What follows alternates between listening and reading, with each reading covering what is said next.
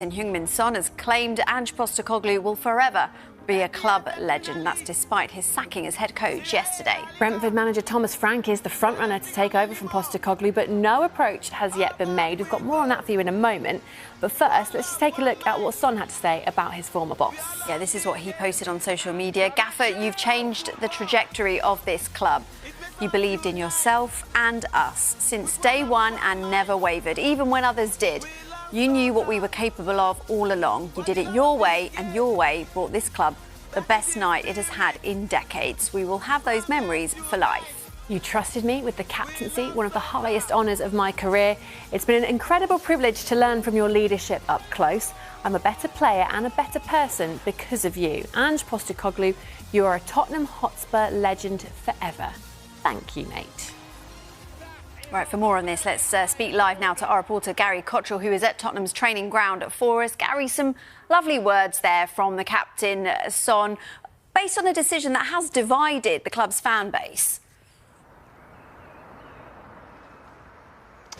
Sonny there saying he's a better player because of Ange Postecoglou. Well, is he? A lot of fans, certainly looking at Sonny this season, would disagree with that. Listen, there is widespread disagreement among fans about this decision, but it's certainly a tidy sacking, timings-wise, exactly 2 years. Ange Postecoglou, the head coach here, appointed on June the 6th, 2023, sacked exactly 2 years later on June the 6th, 2025, and the number 17 playing a part as well. 17th in the Premier League, nowhere near good enough, the worst ever. That's the main reason why he's gone. But of course, lifting a trophy for Spurs for the first time in 17 years. And today is 17 days after that emotional night in Bilbao. And here we are talking about his departure. As I say, many fans disagree, many pundits disagree. A lot of the players, obviously, Sonny, you read one out there, other players as well, going public and saying how much they will miss and support and back Ange Postecoglou. But the board, no disagreement. It was a unanimous decision, we're told, but unanimous doesn't mean easy. I think it was a difficult decision, even though it was unanimous, a toss of the coin decision because of that poor performance in the Premier League.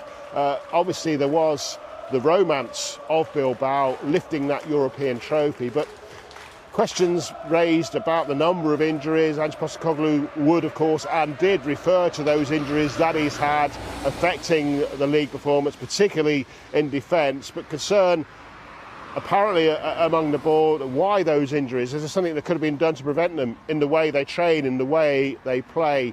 Also concerned that perhaps Ange ball, we didn't see a lot of that recently, did we? Certainly not Ange ball in Bilbao, but the way Ange Postecoglou sets his team up, maybe other managers had got wise to that. Also concerned that he'd prioritised Europe. That was mentioned in the statement over the Premier League. We've got the Champions League next season, of course, and they won't want another season aboard of the Premier League being put on the back burner while they concentrate on Europe. So all those factors, I think, were factors, but also not wanting to let romance maybe take their minds away from the job in hand. Maybe a thought was cast to Manchester United last summer. Erik ten Hag lifting the FA Cup, the board changing its mind to get rid of Erik ten Hag, and we know how that turned out. Well, as for Postecoglou's successor, Gary, Thomas Frank is very much the early favourite. It's been linked with the job for a while, really. What more do we know about Spurs' pursuit of a new head coach?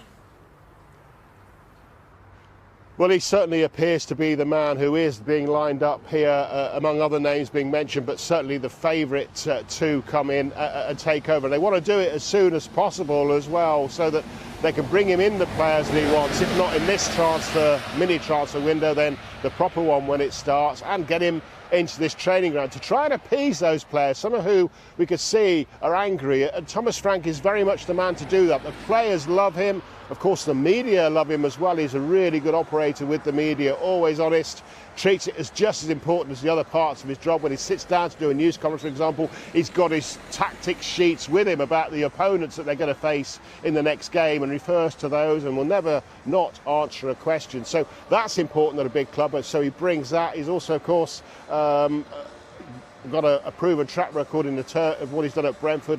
Never really, I think only one season he hasn't progressed with the club. It will be a difficult one to do in terms of the finances. We know Daniel Levy is very concerned about what things cost, and there will be compensation involved for Thomas Frank. He's got 2 years left on his contract, some speculation perhaps of a £10 million release clause. And we understand as well, potentially there's a gentleman's agreement, a verbal agreement between Thomas Frank and Brentford that he'll give it another year of that 2 years that he's got left on his contract. But of course, that won't tie him down if he decides that he is ready for a change. He's got the chance, let's face it, of leading a team in the Champions League. He lives in London at the moment, even if it is about an hour and a half away where he lives from this training ground.